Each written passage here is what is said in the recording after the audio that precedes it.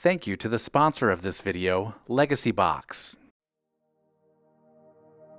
By 1925, the Roaring Twenties were in full swing, and the population of the United States was nearing 116 million people. Jazz was king, with radios crackling in homes, and America was in a truly modern age. But the culture often clashed with controversy as the year 1925 unfolded. Beginning on January 5th in Brooklyn, New York, Celia Cooney, soon to be known as the Bobbed Hair Bandit, and her husband Ed embarked on an armed robbery spree while she was pregnant. Their wild run across the city captured headlines until they were finally arrested in Florida on April 21st. The very first issue of the New Yorker magazine was published on February 21st, introducing readers to a sharp, witty, and distinctly urban style of humor and commentary that would go on to define sophisticated American journalism.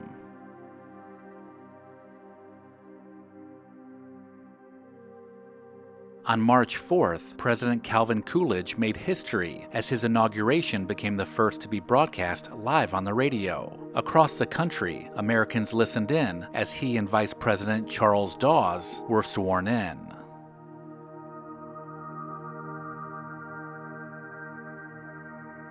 March 18th saw the devastating tri-state tornado tear through Missouri, Illinois, and Indiana, killing 695 people and injuring over 2,000 more. Stretching 235 miles, it remains the deadliest single tornado in U.S. history.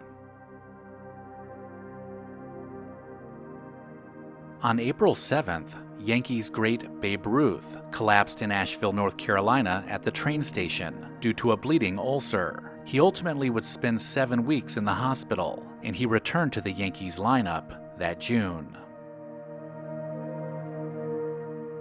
On April 10th, F. Scott Fitzgerald released The Great Gatsby. The novel, filled with glamour, heartbreak, and moral decay, would not find true fame until years later, eventually becoming one of America's defining literary works.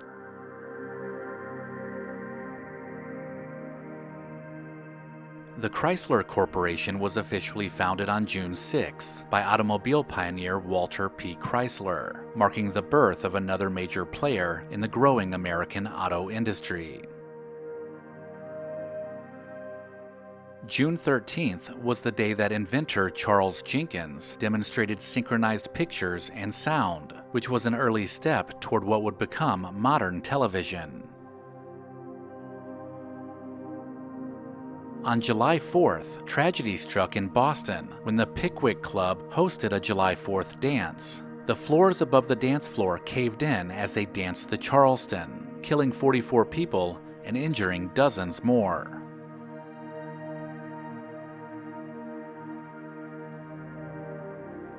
Adolf Hitler's Mein Kampf was published in Germany on July 18th, outlining his extremist ideology and political goals. Few realized at the time that this book would foreshadow the horrors to come. On July 21st, the famous Scopes monkey trial ended in Dayton, Tennessee. Schoolteacher John T. Scopes was found guilty of teaching evolution, violating state law. They fined him $100, and the trial ignited a national debate between science and religion that echoed for decades. On August 8th, nearly 40,000 members of the Ku Klux Klan marched through Washington, D.C. in full regalia. Their massive demonstration was meant to show power and influence during the height of their resurgence.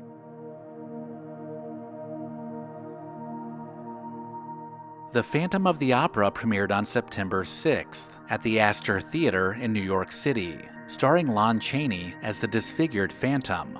The silent horror classic became a cinematic milestone and cements Chaney's legend as the Man of 1,000 Faces. On October 1st, Mount Rushmore was formally dedicated as a national memorial. Although carving had not begun, they held a flag ceremony on that day, and it marked the beginning of one of America's most recognizable monuments.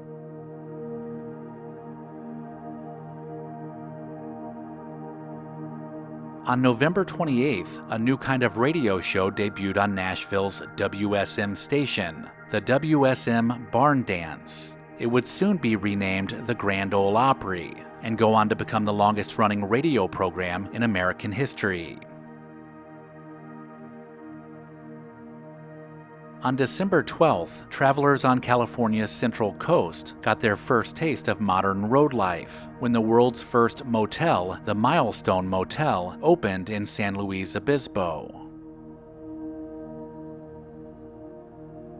And finally, on December 15th, New York's Madison Square Garden officially opened with a hockey match between the New York Americans and the Montreal Canadiens. The Canadiens won 3-1 before a crowd of 17,000 as the Garden began its long reign as one of the world's most famous arenas.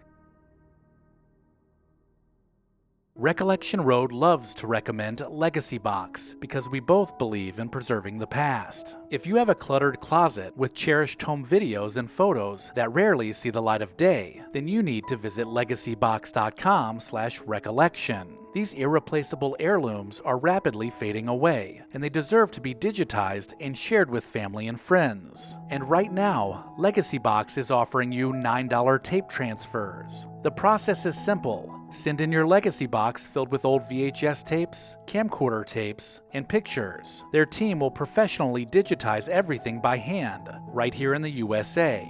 You'll get the originals returned to you, along with organized digital copies. I love LEGACYBOX because it makes all my favorite memories available anytime. I can post them on social media or pull up a slideshow on my TV, which keeps special family moments alive. Visit LEGACYBOX.com/recollection to shop their $9 tape sale. That's LEGACYBOX.com/recollection to unlock this incredible offer.